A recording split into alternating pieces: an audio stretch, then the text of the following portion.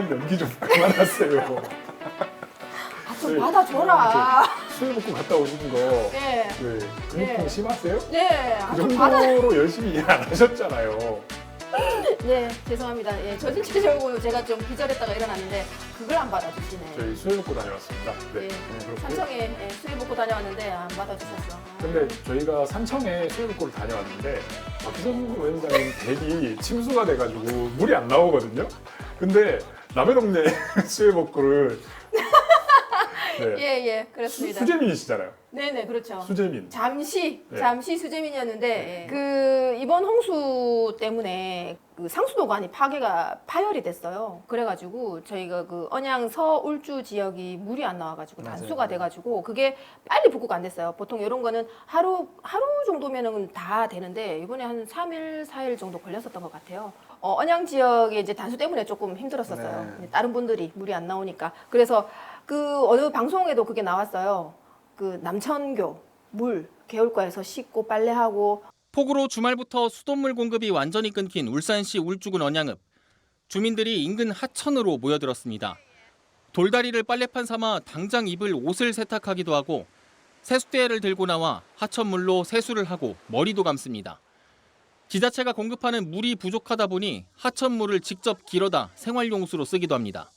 다행히 사흘 동안 찾지 못하던 상수도관 파손 지점을 발견해 복구는 마쳤지만 내부 청소와 다시 물을 채우는 데까지 적지 않은 시간이 더 필요한 상황입니다. 그래서 울산에도 피해가 좀 발생이 됐는데 어떤 발생이 좀 있었는지 한번 이야기를 나눠보도록 하겠습니다. 뭐 다양한 피해들 경험하셨을 텐데 여기 3호교도 붕괴됐거든요. 붕괴죠. 네, 네. 통제되고 있으니까. 네네. 울산 중구와 남구를 잇는 구 3호교 한복판이 힘없이 강물 위로 주저앉았습니다. 다리 상판과 교각 곳곳에 균열이 생겨 한눈에도 위태로워 보입니다. 사흘 동안 300mm 넘게 쏟아진 비에 불어난 강물을 이기지 못하고 다리 일부가 내려앉은 겁니다. 국가등록 문화유산으로 지정된 구 3호교는 1924년에 건설된 울산 최초의 근대식 교량입니다. 2년 전 정밀 안전진단에서 C등급을 받고 지난 5월부터 보수공사가 시작됐는데 관할인 중구청이 국가유산청과 협의 없이 공사를 진행해 중단된 상태였습니다. 어쨌든 저 일제시대 때 만든 다리가 있는데 저게 무너졌거든요. 근데 무너지기 전에 그 보수공사를 하면서 저거를 다리를 무지개색으로 칠했어요. 네네네. 그래가지고 저기 뭐 지나다니는 시민분이 제 아내입니다. 아 색깔 너무 마음에 안 든다고 왜 저렇게 칠했냐고. 예, 저도 그거 보고 깜짝 놀랐어요. 네.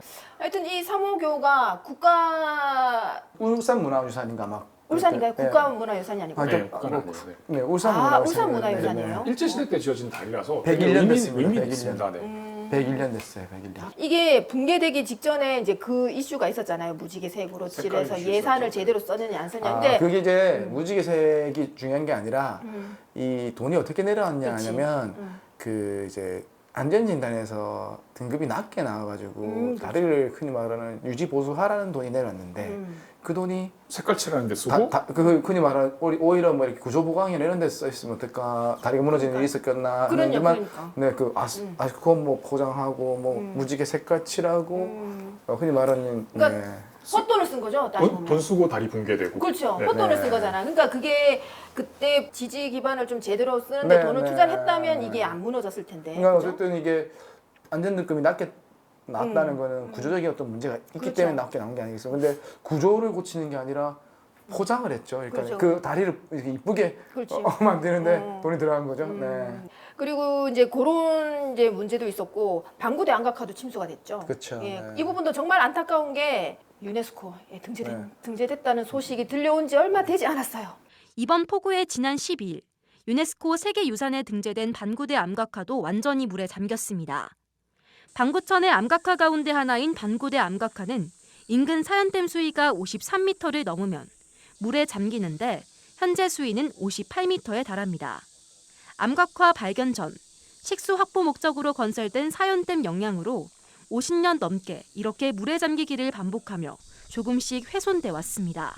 우리가 침수나 이런 것들 얘기할 때 자연재해라고 얘기하잖아요. 그래서 뭐 비가 많이 와서 빨리 와서 뭐 이렇게 잠겼다라고 얘기하지만 이런 것들은 기본적으로 사람이 만든 도시에서 발생하는 문제고 도시의 토지 피복이 어떻게 달라졌느냐 이런 거를 되게 중요하게 보셔야 돼요. 그래서 이게 인재의 영역도 분명히 가지는데 예를 들어서 태화강은 우리가 상습적으로 침수되는 공간이라고 우리가 생각을 하잖아요. 그렇죠. 우리는 다 알고 있죠. 근데 그게 예를 들어서 이 영역들이 충분한 어떤 물을 머금을 수 있는 숲이 상류에 있고 범람을 할 수 있는 공간이 있고 배후 습지가 잘 갖춰져 있는 넓은 강이면 그런 걸 크게 걱정 안 하셔도 될 거예요. 전문가의 영역이군요. 네, 네. 제 전공이 아닌데. 네. 숲은 네, 근데 김우성. 약간 근데 어쨌든 간에 강을 되게 우리가 좁게 쓰기 때문에 강의 북쪽에도 도로가 있고 남쪽에도 도로가 있고 그 사이에서 강 움직일 수 있는 공간이 없거든요.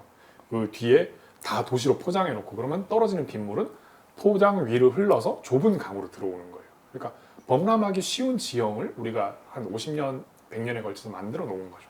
그러니까 결과적으로는 스펀지처럼 물을 빨아들일 수 있는 공간을 만들어야 이런 침수 피해가 없을 것이다. 그러니까 그것도 예산을 써서 만들긴 짧게 하거든요. 해, 짧게. 죄송합니다. 혁신도시 밑에나 뭐 이런 데 그런 물을 저장하는 공간도 만들긴 해요. 근데 전체적으로 조금 이런 것들을 뭐 수문학이나 공학 영역에서 좀 자문을 받아서 도시의 하천을 잘 관리하고 설계하는 거 이런 것들 중요하다. 뭐 이런 겁니다. 재난 후에 복구 예산을 쓰는 것보다는 재난을 대비하는 예산을 쓰시는 게 또 합리적이고 좋은 일이 아닐까. 네, 맞습니다. 아니 어쨌든 시도 그렇고 청도 그렇고 그런 우수 관로라든지 어떤 이런 그 비 오는 거에 대한 계획들은 다 있거든요. 또 사실 그 부분도 예산이죠. 네네, 그렇죠. 다만 그런 거죠. 우리가 이거 하는데 뭐 100억 들어가고 저거 하는데 70억 들어가는 거 조금이라도 이런 데 더 신경 네. 썼으면은 네네, 맞습니다. 좀 더 빨리 어떤 시스템을 완료할 수 있는 부분인데 네네. 사실 이 돈들이 다른 데 너무 쓰이고 있는 것 같아서 네네. 네. 사람이 죽지 않게 하는데 예산을 쓰는 게 좀 중요하다고 저도 생각해요. 그렇게 생각합니다. 네. 비가 내리는 양이 기후도 바뀌면서 예전 같지 않고 이제 게릴라성 폭우도 많이 내리고 지금 일기예보하는 기상청에서도 거의 구름을 잡을 수 정도로 지금 갑자기 생겼다가 없어졌다가 예전하고 많이 달라졌는데 이제 상황이 많이 바뀌잖아요. 기후가. 그 작가님 생각하시기에는 그래도 이 정도가 우리가 좀 준비를 하면 좀 거기에 대해서 대비를 할 수 있지 않을까 하는 간단히 좀 얘기할 수 있는 게 있을까요? 뭐 기본적으로는 뭐 이번 정부 들어와서 아시겠지만 그 빗물이 흐르는 관 청소하고 이런 거 있잖아요. 있는 시설이 정상적으로 맞아요. 작동하게 하는 행정의 영역 이런 것들도 중요하고요. 그다음에 추가적으로 이제 예전에 설계됐던 것들이 처리할 수 있는 용량보다 더 많은 용량을 처리할 수 있는 새로운 시설을 들이는 예산 이런 것도 중요합니다. 맞아요. 그리고 더 장기적으로는 우리가 바다 가까이, 강 가까이에서 살아도 되는가? 이런 것들도 조금 고민해야 돼요. 그러니까 도시에 장기적으로는 이제 침수 위험이 있는 것들 이런 것들은 지형이나 이런 것들을 분석하면서 위치를 정할 수 있거든요. 그런 것들을 점점점 뒤로 물리면서 이제 자연과의 경계를 재조정하는 작업들이 아주 장기적으로 들어가야 되죠.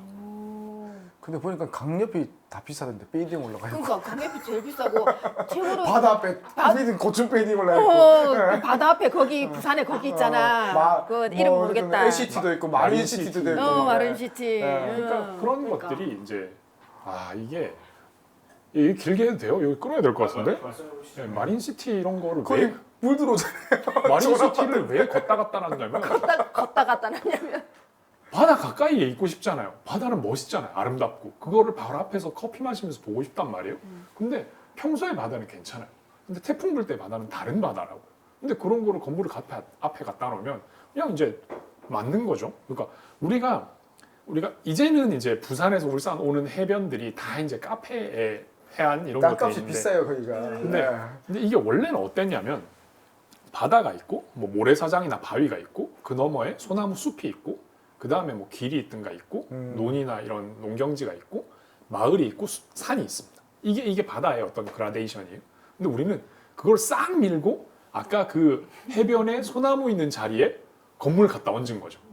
그러면 원래 소나무 숲이 하던 일은 뭐냐면 바다에서 오는 파도나 바람을 막아서 뒤에 농경지와 마을을 보호하는 역할을 소나무가 해왔어요. 그러니까 해송숲이 해온 거죠. 근데 그거를 그 해송숲이 누구랑 서식지를 경쟁하냐면 카페 사장님들이랑. 그러면 그 카페 사장님들의 건물이 이제 해송숲이 하던 그 방파제 역할을 하는 거예요. 해송들이 돈이 없어. 카페 사장하고 이게 돈이 없다고. 그죠. 해송들이. 그래서 그 극단적인 사례가 해운대 마린시티 같은 거예요. 예. 그러니까 거기 갖다 놓으면 파도가 치잖아요. 그러면 1층에 사장님들 진짜 여름에 죽어요. 그러면 그걸 막기 위해서 지자체에서 국가에서는 국민의 생명과 재산을 보호해야 되잖아요. 우리가 파도로부터 여러분들을 지키기 위해서 3m짜리 옹벽을 만들어 드리겠습니다. 해요. 근데 3m짜리 옹벽을 만들잖아요. 카페 사장님도 굶어 죽어요. 왜냐면 앞에 안 보이니까. 네, 그 1층 카페는 바다를 보기 위한 카페란 말이에요. 근데 그 앞에 3층짜리 높이의 옹벽을 쌓으면 바다가 안 보이잖아요. 거기에 누가 커피를 마시러 가요? 다 굶어 죽는 거예요. 그러니까 파도가 결론은 쳐서 커피를 안 마셔야겠네요. 파도가 쳐서 파도에 쓸려가서 죽거나 아니면 장사가 안 돼서 굶어 죽거나. 커피를 안 마시면 사장님들이 이제 커피집 안 차릴 거 아니야. 감사합니다. 예, 송근호 의원님이시고요. 네, 그래갖고 거기에 옹벽을 쌓는 걸 반대하는 것도 거기 사는 분들이세요. 그러면 그럼 옹벽 멀리 방파제를 쌓으면 될까요? 이것도 방파제 쌓는데 돈 많이 들어가거든요. 그러니까 뭐 700억, 800억 들어간대요. 맞아요. 근데 방파제를 쌓으면 파도의 흐름이 변해서 다른 데가 피해를 받는다거나 그런 문제가 생기고 700억, 800억을 부산에서 예산을 넣어요. 그럼 그 혜택은 누가 보냐면 건물주들이 봐요. 그러면 700억, 800억을 건물주가 보는 건 맞는 건가? 이런 거를 그러니까 그 예산을 들여서 공사하는 사람도 이득을 보겠네. 이거 좀 공사하는 사람도 이득인데 그 값어치가 올라가는 거잖아요. 그러니까 그죠? 국가는 국민의 생명과 재산을 보호해요. 그러니까 도시에 사는 사람들은 모두 안전한 도시를 누릴 권리가 있어요. 카페에서 커피 마시는 사람도 안전할 권리가 있고 건물주도 안전할 권리가 있고 장사하는 사장님도 안전할 권리가 있어요. 근데 문제는 700억, 800억을 들여서 방파제를 쌓았을 때 그 모두가 안전을 누리게 되지만 재산상의 이득은 건물주가 독식하게 돼요. 그러면 우리는 이 수익을 다시 분배할 수 있을까? 이거 되게 어렵거든요. 이 건물주가 얻는 재산상의 이득을 환수할 수 있을까? 그러니까 이거를 종부세 이런 걸로 많이 날라가 보셨잖아요. 죄송합니다. 민주당이 종부세 얘기만 해도 민주당이 휘청휘청한단 말이에요. 갑자기 적응을 하고 있지 못하는. 네. 네. 근데 이거를 마린시티 앞에 700억, 800억짜리 예산을 넣었는데 그 이득을 건물주가 갖는 이득을 환수할 수 있을까? 부산시가? 부산시장이 그런 의지가 있을까? 그럴 수 없죠. 그러니까 이건 다 있어요. 강남역 침수도 그렇고 그럼 강남역에 물이 잠기지 않게 인프라를 깔면 그 이득은 거기 건물주들이 봐요. 그러면 그거를 뭐 대통령이 아니면 서울시장이 그 이득을 환수할 수 있을까? 이건 없죠. 좀 조세정의 네. 차원에서 네네. 고민을 해봐야 되는 부분이에요. 네. 지금 여러분들은 김유성 우리 진행자님의 특집 방송을 보고 계십니다. 여러분 다음에는 이런 건 다 다른 방송으로 뺄 거고요. 저는 개그만 할 거예요. 지금 제가 그 나 하고 너무 있기 때문에. 힘들어하시잖아요. 네, 맞아요. 죄송해요. 제가 중간에 잘랐어야 되는데 죄송해요. 다음에 네. 아니 이거 되게 좋은 유익한 예, 그런 유익하죠. 얘기였습니다. 예, 유익만 하니까 재미가 예, 없으니까. 배울쇼에서 추구하지 않는 방향이고요. 네, 그렇습니다. 이런 것들은 다 다른 방송으로 빼겠습니다. 네네. 재밌었는데. 재밌었는데요? 거짓말하지 마세요. 그렇기 때문에 제가 한번 칠 수 있었잖아요. 네. 다음에는 재밌는 얘기만 할게요. 네오쇼 굉장히 많은 좀 도움이 필요한 방송 같습니다. 지금 저는 사실 아까 3회차인가 2회차인가 두 번째 방송에 나올 때 뽕을 뽑는데 영혼까지 뽑아. 민주당에서 이런 방송 안 해요? 저희는 각자 개인 방송들이 있지 당 자체에서 하는 이런 방송을. 이것도 당에서 하는 방송은 아닌데? 그런가 이거는 뭐 어떤 방송입니까? 저희 둘이서 하고 있는 거죠. 둘이서. 예, 근데 둘이서 하는데 당은 조국혁신당 출신이서 가지고 그래서 소감은 어떠신지 말씀해 주세요. 많이 도와주세요. 116명 구독자 116명. 예, 다음에도 또 나오실 거죠? 고민을 그때 이제 누님 전화 오시면 좀 고민을 좀 해보려고요. 한번 킨거 보려고요. 그래요? 예, 저 한석이 합니다. 네. 예, 알겠습니다. 이거 마무리가 안 됐죠? 그러게 예, 박수 치고 마무리할까요? 마무리가 안 되는 방송. 네, 매울쇼. 네.